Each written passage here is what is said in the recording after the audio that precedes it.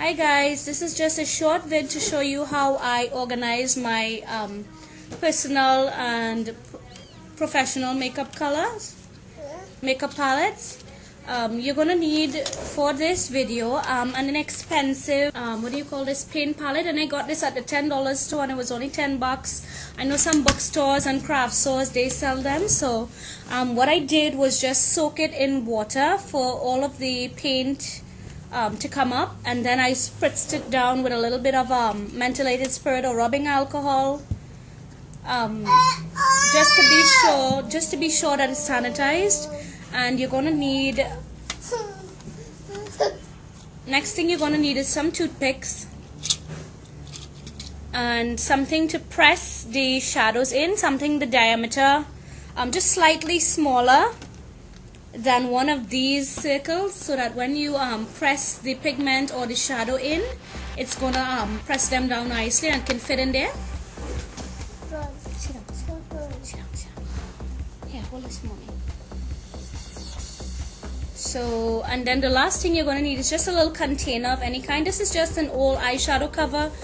This is just for mixing the eyeshadow into a paste. And what you're going to do, this is just a shadow that I got on sale, and instead of having like shadows all over the place, I try and concentrate them into one palette. So what I do is I just take a toothpick and dig out scrape out the eyeshadow into my container.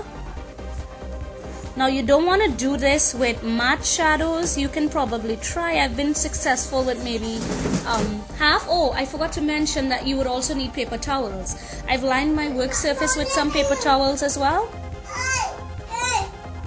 So you want to just take out the majority of, in fact all of the shadow into this container. See, so that's it, it's empty.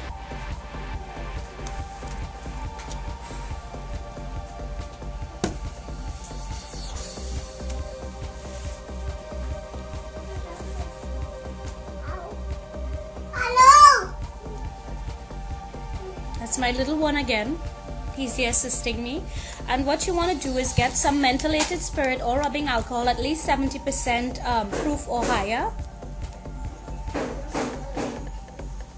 And you want to pour yourself. Now you can use a dropper or something like that for this, but I just find that pouring it out into the cup works pretty well as well. And you want to just throw a few drops, not too much at first, but you want to put enough in there so that it gets saturated and all of the little eyeshadow particles can be mushed up and they're wet. You want to form it into a paste. Now do not try, I would not suggest trying this with mattes, because I've been successful with only half of the mattes that I've tried to press. They're really hard.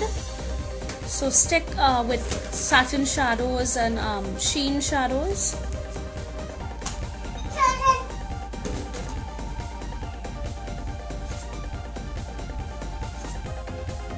Good. So once it's all mushed like that and it's not looking powdery, you want to just go ahead and get it into one of these empty slots of your choice.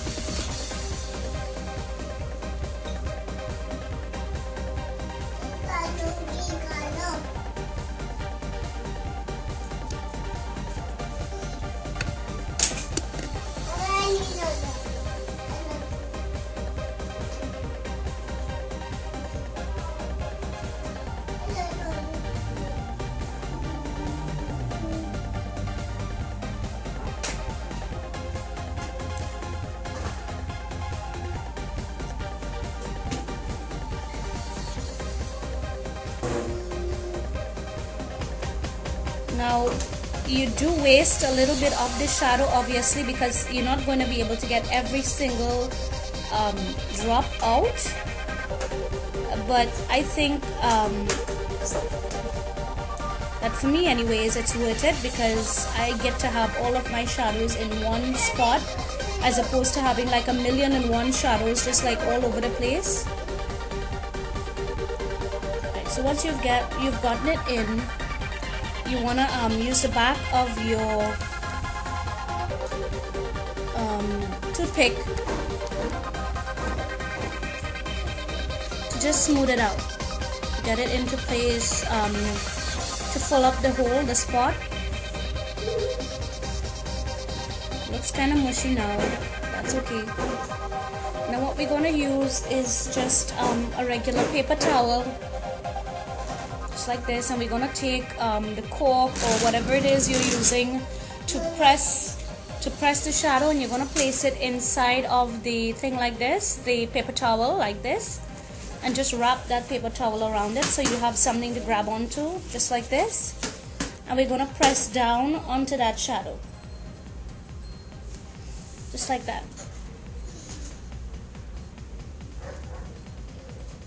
And what it's going to do, this is actually going to press the shadow down compactly, so when it dries it won't crack or break, and also at the same time it's sucking up the paper towels, absorbing the extra alcohol that may have been deposited to your shadow.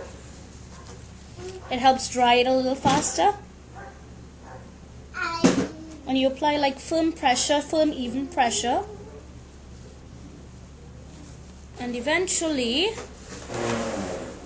it's going to be nice and flat. And what you can actually do if you want them to look a little more professional is get a piece of ribbon or something that has like a cross grain and press it on top of the shadow when you're through, and it actually gives it that sort of a hatched cross grain look. And you just want to go around the edges and clean it up using a toothpick, whatever is spilled over. Neaten it up, and that's it. This is our finished shadow. Now we're just gonna wait. We need to wait at least 24 hours to dry, depending on your climate, and it will be ready to use. I've already done all of these. These are actually like some Revlon shadows. What are you doing? These are some Revlon shadows, some various Sasha shadows, and the good thing about this process is that if you don't particularly like a certain color, you can actually experiment and mix 2 or 3 colors together. I actually did that to get this pink here. I used a salmon